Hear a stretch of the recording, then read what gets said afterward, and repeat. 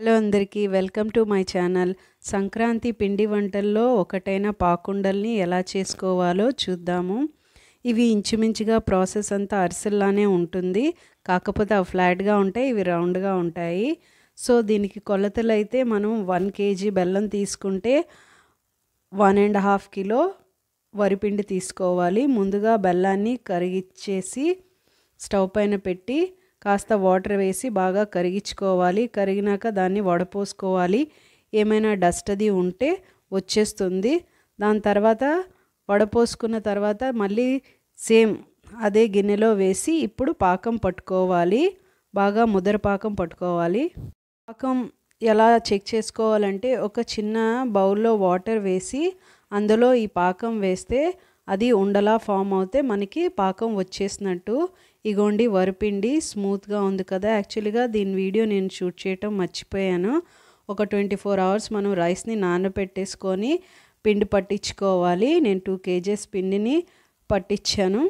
ఇగోండి మన పాకం రెడీ అయిపోయింది. ఇప్పుడు ఒక 100 grams వరకు మనం ఇందులో నువ్వులు కూడా యాడ్ చేసుకొని బాగా కలుపుకుంటూ ఇప్పుడు మనం కొంచెం కొంచెంగా వరిపిండిని అందులో వేసి బాగా కలుపుకోవాలి. జాగ్రత్తగా కలుపుకోవాలండి, ఇదే మెయిన్ దీనికి ఇంపార్టెంట్. మనం ఎంత బాగా కలిపితే మనకి పిండి వంటలు అనేవి అంత బాగా వస్తాయి. అరిసెలు కానీ పాకుండలు కానీ. ఇగోండి కొంచెం కొంచెంగా పిండి వేసుకుంటూ మనం కలుపుకోవాలి. సో ఇగో ఇలా వచ్చింది.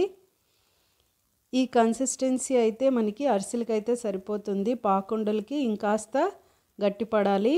ఇందులో నేను ఒకటి కొబ్బరి వేయటం మర్చిపోయాను. సో ఇప్పుడు దాన్ని వేసుకుందాము. ముందుగా ఒక ప్యాన్ పెట్టి అందులో ఒక 2 spoons వరకు నెయ్యి వేసుకొని చిన్న చిన్న ముక్కలుగా కట్ చేసుకున్న కొబ్బరిని అందులో వేసి బాగా వేయించుకోవాలి.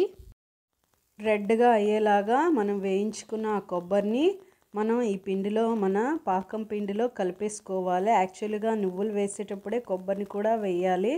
సో నేను మర్చిపోయాను, ఇప్పుడు వేసాను. అయినా పర్లేదు, బాగానే కలిసిపోయింది. ఇంకాస్త పిండి పడుతుంది. సో అది నేను వీడియో అయితే తీయలేదు కానీ పిండి అయితే ఇంకాస్త పట్టింది ఇందులోని మొత్తం ఆ కన్సిస్టెన్సీ రావడానికి. ఇక్కడ చిన్నగా వినాయకుడిని చేసుకొని స్టవ్ పైన పెట్టేశాను. నెక్స్ట్ ఇప్పుడు మనం దీన్ని ఉండలుగా తయారు చేసుకుందాం. కొంచెం కొంచెంగా ఘీ అప్లై చేసుకుంటూ హ్యాండ్స్కి ఇగోండి ఇలా రౌండ్ బాల్స్ లాగా చుట్టేసుకోవాలి. మనం చేస్తున్న వెంటనే వీటిని కూడా ఫ్రై చేసేయాలి, లేకుంటే క్రాక్స్ లాగా విరిగిపోతాయి. వరిపిండి కదా. ఆ బాల్స్ లాగా చుట్టేసుకొని ఒక ప్లేట్లో పెట్టి మనం డీప్ ఫ్రై కోసం ఆయిల్ పెట్టుకుందాము. వెంటనే మనం ఫ్రై చేసుకోవాలి కూడాను.